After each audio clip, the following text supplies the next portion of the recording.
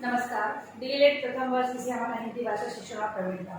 आज जो मेरा दोहरान करेगा जो मैंने टॉपिक लिया है वो है संधि। हम लोग सभी जानते हैं कि दो या दो से अधिक वर्णों के मेल को हम क्या कहते हैं, संधि कहते हैं। अब जो संधि है वो किन किन प्रकारों की होती है, कौन कौन सी संधियाँ होती है और उनमें जो स्वर और व्यंजन से संबंधित जो मेल होता है उसके बारे में हम लोग चर्चा यहाँ पर करने वाले हैं। सबसे पहले हम लोग संधि की जो परिभाषा के रूप में बात करेंगे तो दो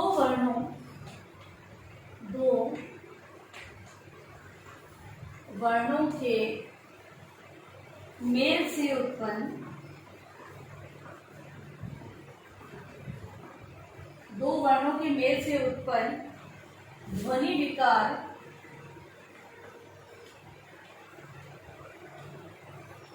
ध्वनि विकार को संधि कहते हैं।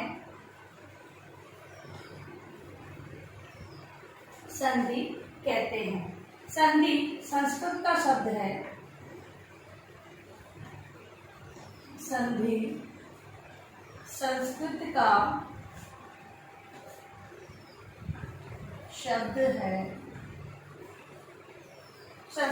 शब्द है। दो शब्द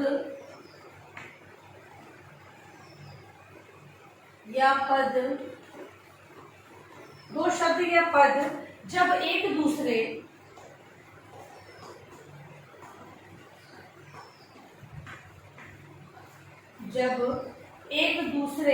के पास होते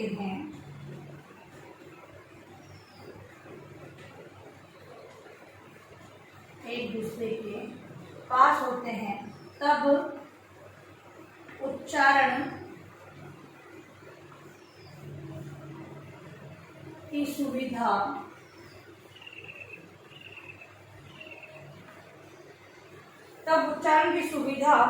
के लिए पहले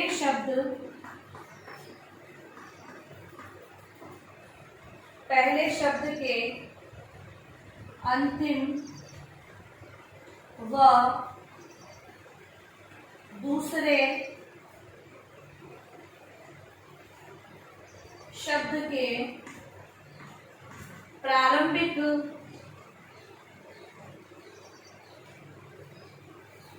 अक्षर एक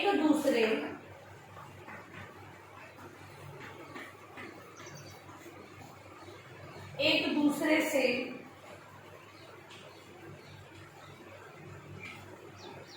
मिल जाते हैं।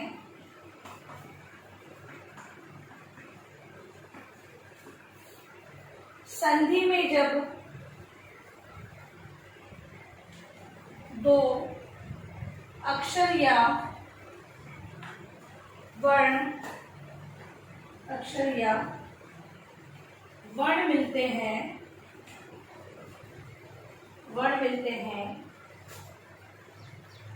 जब उसकी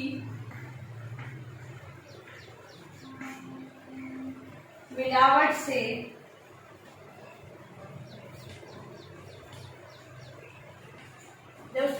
से ध्वनि में विकार या परिवर्तन कह सकते हैं इसको, परिवर्तन उत्पन्न होता है। ये समझने की बात है। संधि की परिभाषा के रूप में हम ये देखते हैं कि दो वर्णों के मेल से उत्पन्न विकार, दो या दो से अधिक शब्दों के मेल से जो विकार उत्पन्न होता है या परिवर्तन होता है उसे हम संधि कहते हैं। ये संधि संस्कृत का शब्द है। दो शब्द एक दूसरे के पास होते हैं तब उच्चारण की सुविधा के लिए पहले शब्द का अंतिम और दूसरे शब्द का प्रारंभिक शब्द एक दूसरे से मिल जाते हैं। संधि में जब ये दो अक्षर या वर्ण मिलते हैं, जब उसकी मिलावट से ध्वनि में विकार या परिवर्तन होता है तो क्या कहलाता है, वो संधि कहलाता है। वर्णों की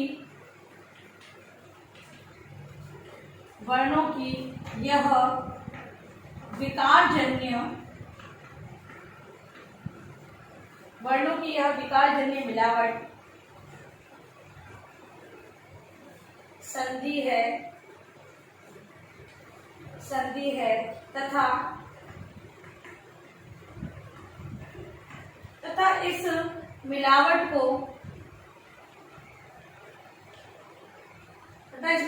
को समझकर वर्णों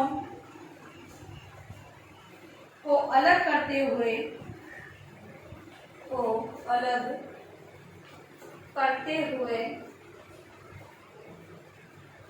पदों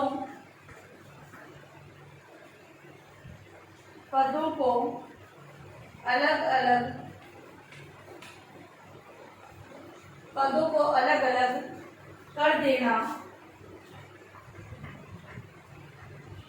संधि विच्छेद कहलाता है। और अगर हम बात करते हैं कि वर्णों की यह विकास जनित जो मिलावट होती है वो संधि कहलाती है, तथा इस मिलावट को समझकर वर्णों को अलग करते हुए पदों को अलग अलग कर देना क्या कहलाता है? वो संधि का विच्छेद कहलाता है। क्योंकि संधि के साथ विच्छेद करते हुए पढ़ना आना बहुत ही आवश्यक है, तभी हमें ज्ञात होगा कि कौन से शब्द में कौन सी संधि निहित है। इसलिए उसे अलग अलग संधि और अलग अलग करने को क्या कहते हैं? संधि विच्छेद कहते हैं। अब संधि के प्रकार,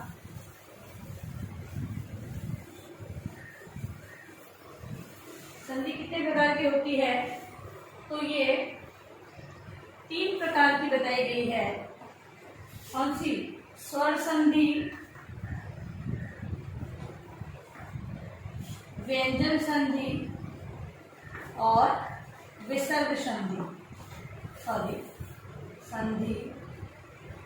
और तीसरी है विसर्ग संधि।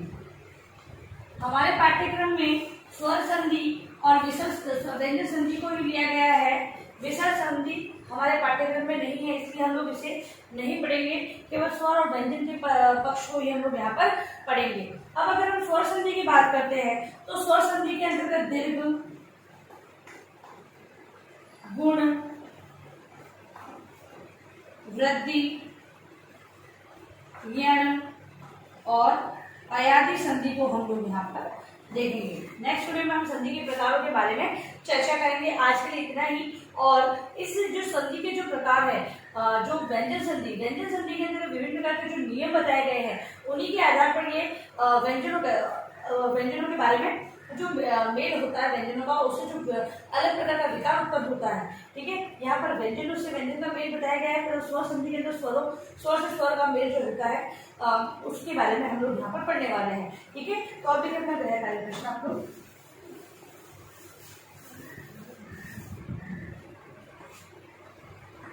गृह कार्य आपका संधि किसे कहते हैं? ये कितने प्रकार की होती है? संधि किसे कहते हैं, पता है कितने प्रकार की होती है, इसके बारे में आप लोगों को अपनी उत्तर पुस्तिका में लिखना है। और अंत में इस महामारी के दौरान में कम से कम आवश्यक कार्य होने पर आप बाहर जाए। यदि बाहर जाते भी हैं तो 3 बातों का आपको विशेष ध्यान रखना है। मास्क लगाना है, सोशल डिस्टेंस करना है और हाथ को बार बार सैनिटाइज करते रहना है। सोशल ध्यान देना है।